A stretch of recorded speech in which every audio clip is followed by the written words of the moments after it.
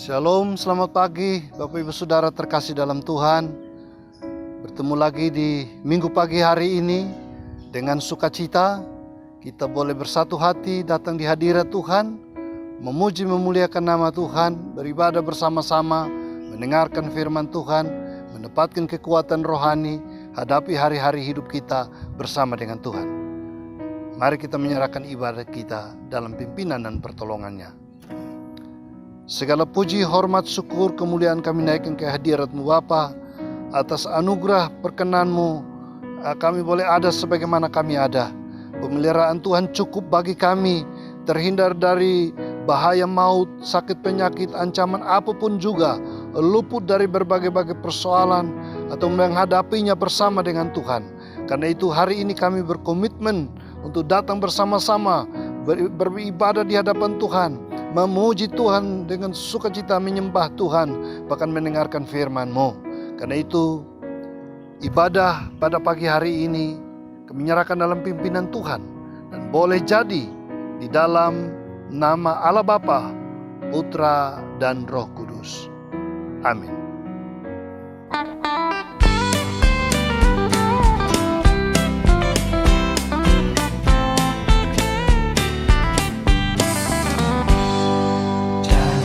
Yang manis kau tak kulupakan, tak terombang-ambing lagi jiwaku. Walau lembah hidupku penuh awan, nantikan cerahlah langit di atasku. Kau tidakkan aku lupakan, aku memimpinmu, aku membimbingmu. Aku lupakan, aku penolongmu, yakinlah teguh.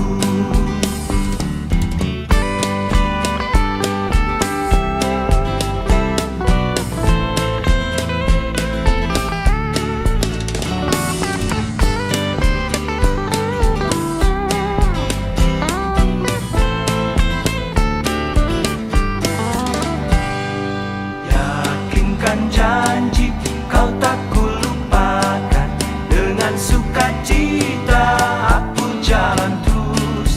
Dunia dan kawan tiada ku harapkan, satu yang setia, Yesus penebus. Kau tidakkan aku lupakan, aku memimpinmu, aku membimbingmu. Aku lupakan, aku penolongmu, yakinlah teguh.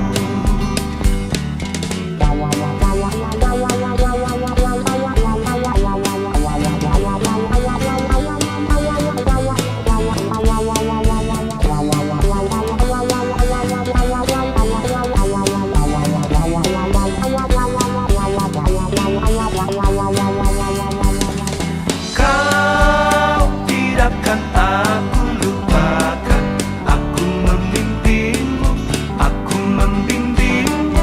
Kau tidakkan aku lupakan, aku penolongmu, yakinlah teguh. Kau tidakkan aku lupakan, aku memimpinmu, aku membimbingmu. Kau tidakkan aku lupakan, aku penolongmu, yakinlah teguh.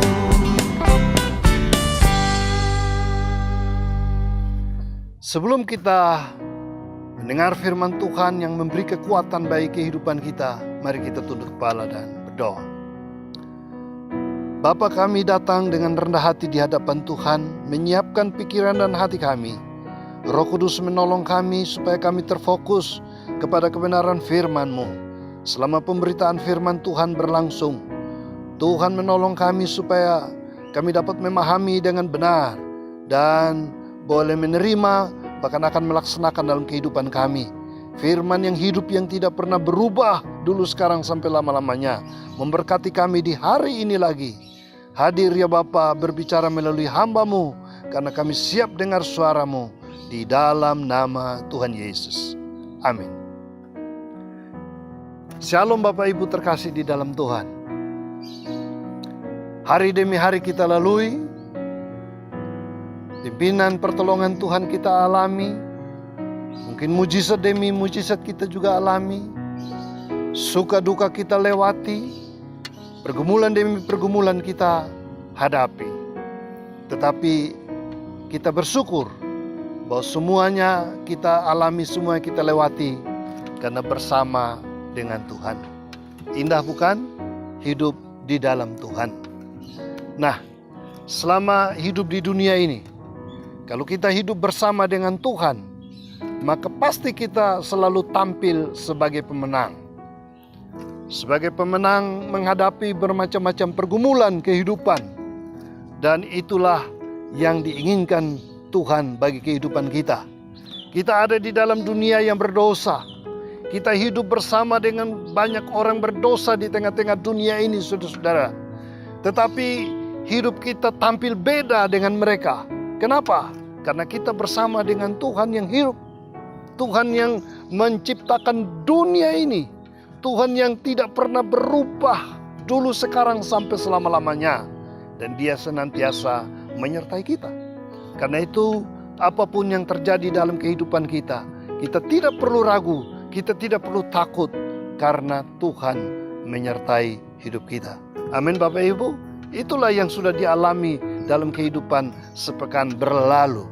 Nah, pada minggu pagi hari ini saya mengajak kita untuk datang di hadapan Tuhan. Dan satu pembacaan firman Tuhan yang menolong kita yaitu di dalam Kejadian pasal yang ke-12 ayat yang ke-9 dan ayat ke-10. Demikian firman-Nya. Sesudah itu Abram berangkat dan makin jauh ia berjalan ke tanah Negeb. Ketika kelaparan timbul di negeri itu, pergilah Abram ke Mesir untuk tinggal di situ sebagai orang asing. Sebab hebat kelaparan di negeri itu. Tokoh yang sangat terkenal kita sudah kenal yaitu Abraham. Abraham sebagai seorang tokoh pahlawan iman. Dia diberi julukan Bapak segala orang beriman. Iman Abraham tidak perlu diragukan lagi karena sudah melewati ujian-ujian yang berat. Dan ketika Abraham dipanggil, teks pembacaan kita ini kita baca tadi, dia diperhadapkan kepada ujian pertama, yaitu ada krisis yang hebat. Dan dia sebagai orang beriman, bagaimana dia mempertahankan iman di tengah krisis yang berat. Saudara, mungkin itu jugalah tema kita, yaitu mempertahankan iman di tengah masa krisis. Sekarang kita berada di tengah-tengah dunia, kita juga diperhadapkan dengan macam-macam krisis. Dan bahkan banyak prediksi ke depan dengan dampaknya COVID-19, saudara-saudara, akan terjadi krisis di mana-mana. Krisis secara global dan berdampak kepada kehidupan ekonomi keluarga kita. Bahkan secara personal, pribadi kita juga. Tetapi saudara-saudara, di tengah pergumulan semacam ini, kita harus tetap mempertahankan iman di tengah krisis yang berat. Pertanyaannya, saudara-saudara, kalau kita belajar dari Abraham, bagaimana caranya supaya kita mampu mempertahankan iman di tengah-tengah krisis yang berat?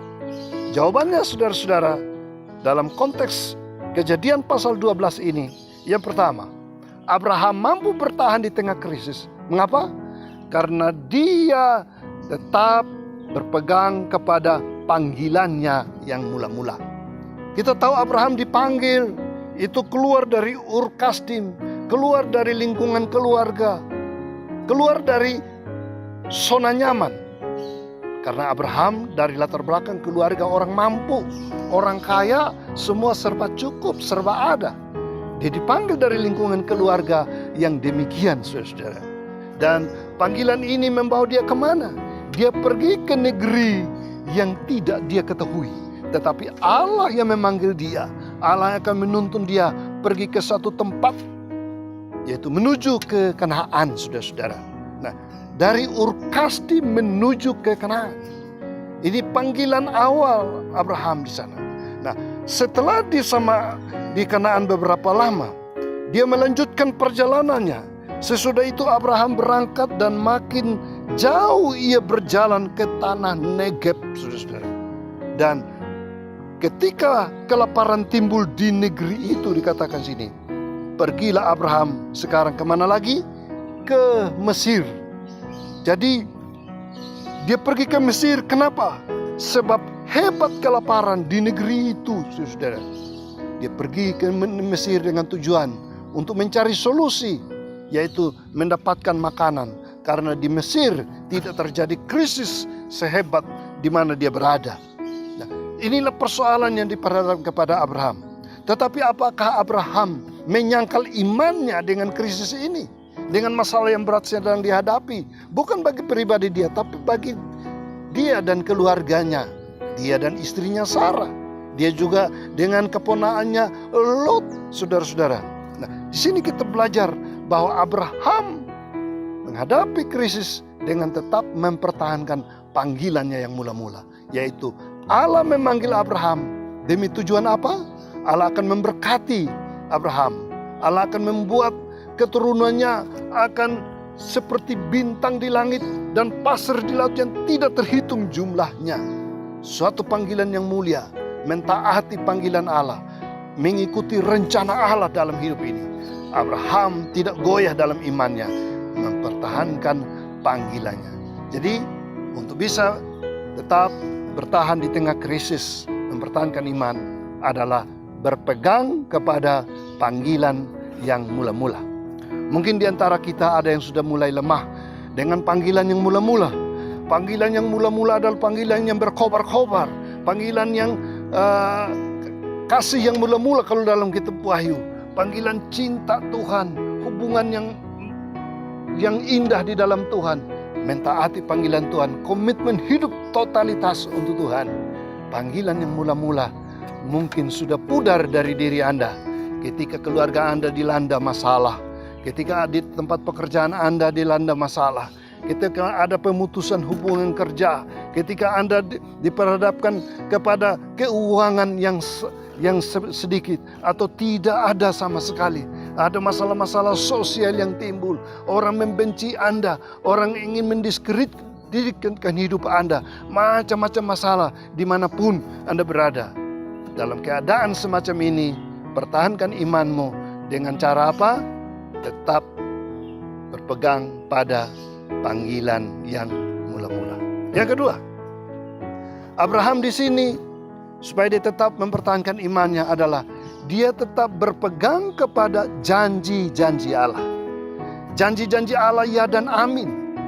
Sejak awal Allah berjanji dan terus-menerus. Kalau kita baca dalam kitab Kejadian, riwayat tentang Abraham, Allah terus mengulangi janji-janjinya dalam kehidupan Abraham. Abraham lemah dikuatkan lagi dengan janji-janji. Janji-janji Tuhan yang berkata terus diingatkan bahwa aku akan memberkati engkau. Aku akan membuat keturunanmu banyak di bumi ini. Aku akan menolong engkau. Tuhan terus berjanji dan janji-janji ini memenuhi pikiran, memenuhi hati Abraham. Sehingga sekalipun timbul kelaparan yang hebat di negeri itu, ada faktor kegoncangan ekonomi yang begitu berat, Abraham tetap berpegang kepada janji-janji Allah. Saudara-saudara, kita bagaimana? Apakah saudara masih berpegang kepada janji Allah? Allah berjanji akan memberkati keluargamu. Allah berjanji memberkati masa depanmu, memberkati pekerjaanmu, memberkati usahamu, memberkati pelayananmu, memberkati apa yang engkau akan lakukan. Waktu mendatang semua itu Allah akan tepati. Allah akan genapi dalam kehidupan seumur hidup Anda. Asal Anda tetap berpegang kepada janji-janji Allah. Janji Allah tidak harus digenapi sekarang. Bisa berjangka puluhan tahun jauh ke depan baru digenapi, saudara-saudara. Tetapi Abraham tetap berpegang kepada janji Allah. Luar biasa bukan? Maka kegoncangan ekonomi yang dialami oleh Abraham, krisis yang hebat ini bisa diatasi. Karena di dalam diri Abraham tidak ada kosong. Dia tetap pegang kepada janji Allah. Saudara, janji Allah memberikan kekuatan, spirit rohani. Allah berjanji, Allah tidak pernah ingkar janji. Berpeganglah kepada janji Allah, maka kita tetap bertahan di tengah krisis.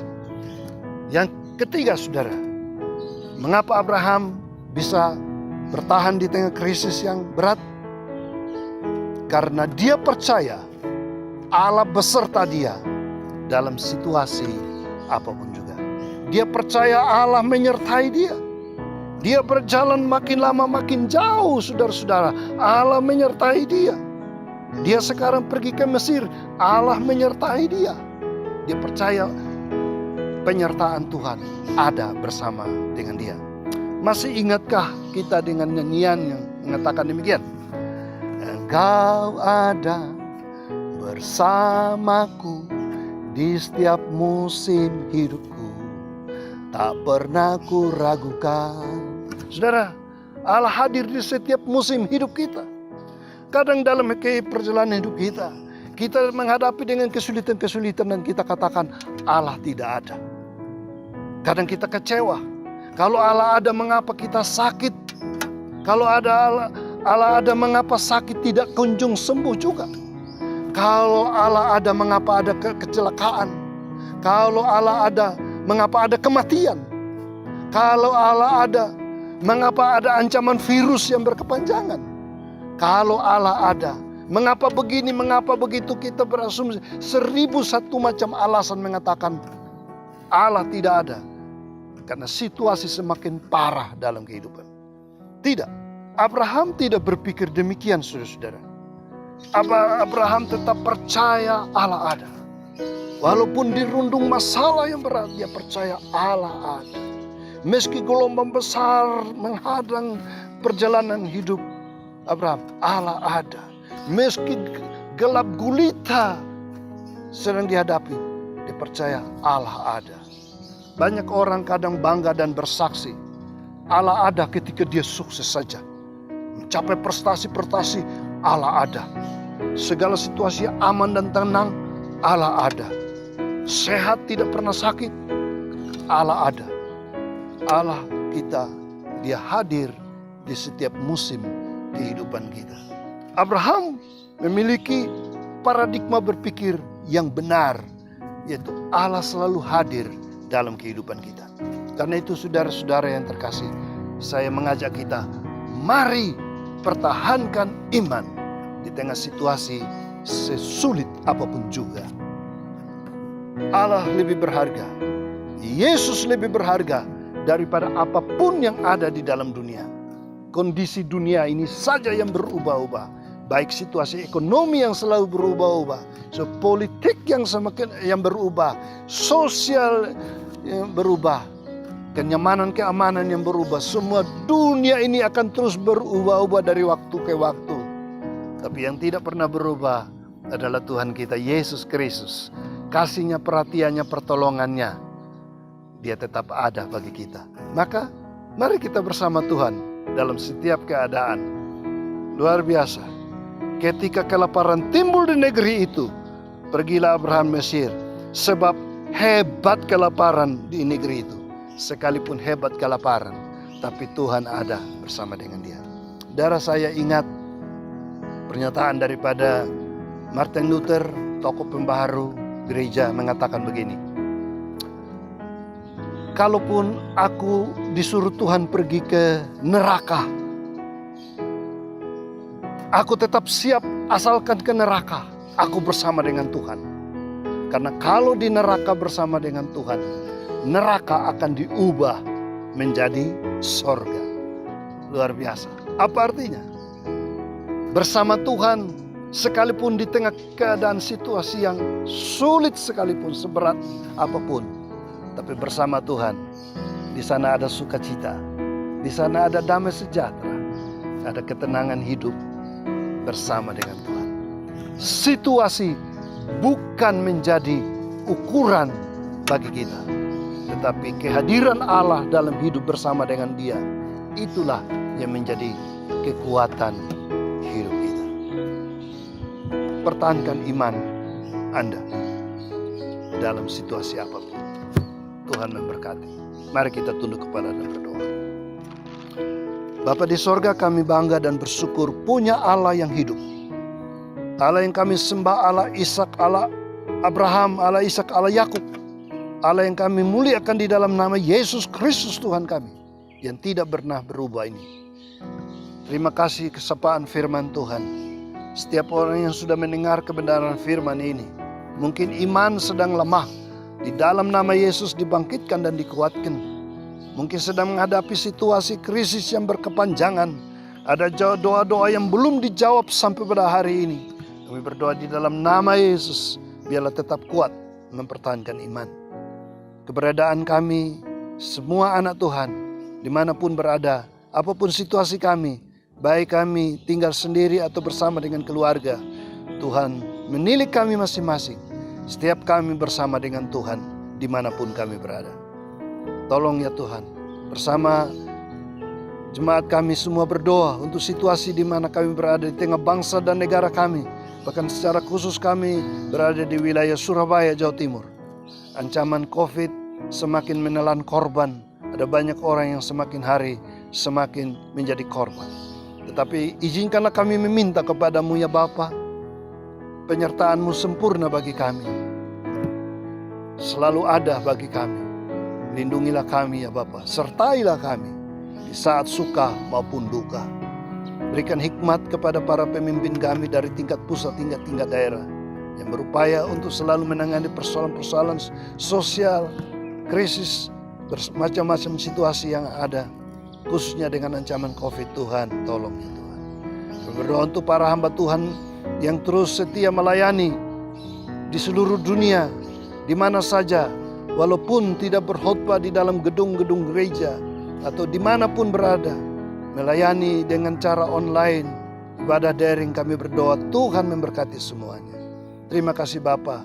Inilah kehidupan kami, penyerahan diri kami di minggu ini bersama dengan Tuhan. Di dalam nama Tuhan Yesus kami berdoa. Haleluya. Amin.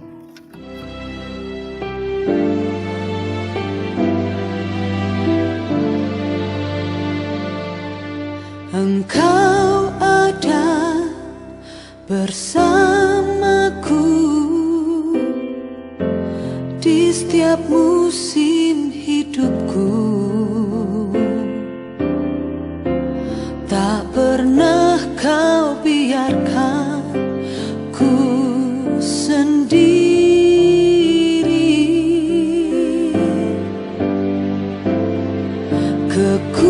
Kekuatan di jiwaku adalah bersamamu. Tak pernah ku ragukan kasih-Mu.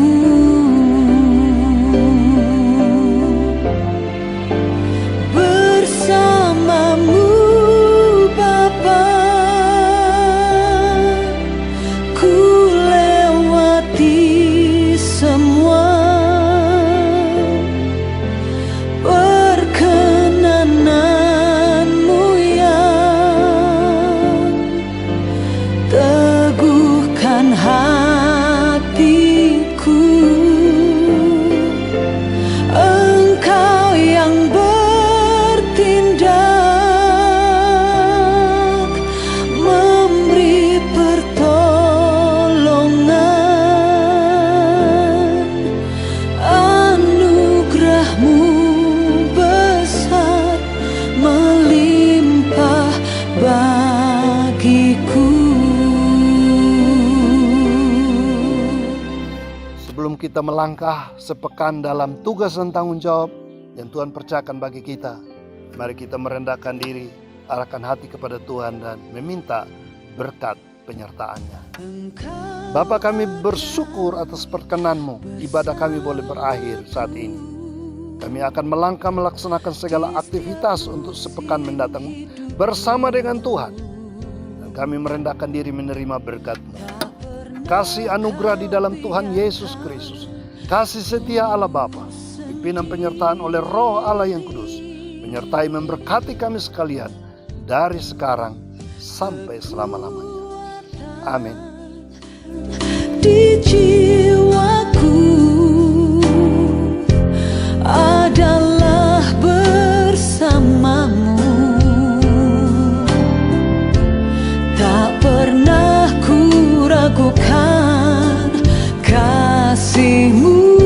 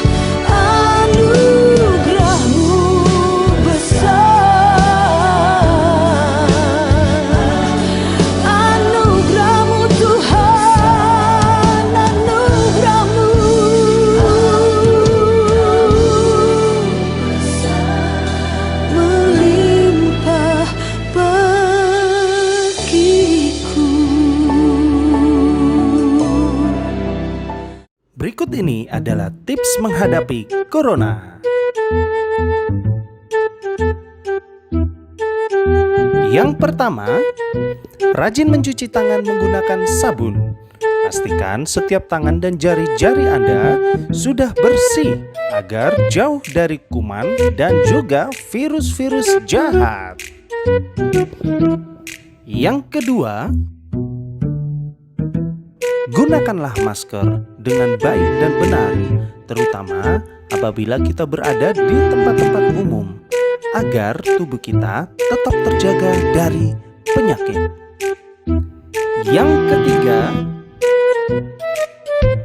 pastikan Anda menjaga jarak Anda dengan orang lain, karena kita tidak tahu apakah mereka dalam kondisi tubuh yang baik atau tidak.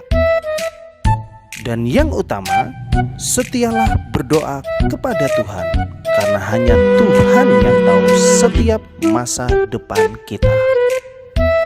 Demikianlah beberapa tips anak-anak Tuhan dalam menghadapi Corona. Tetaplah percaya dan tetaplah berdoa. Tuhan Yesus memberkati.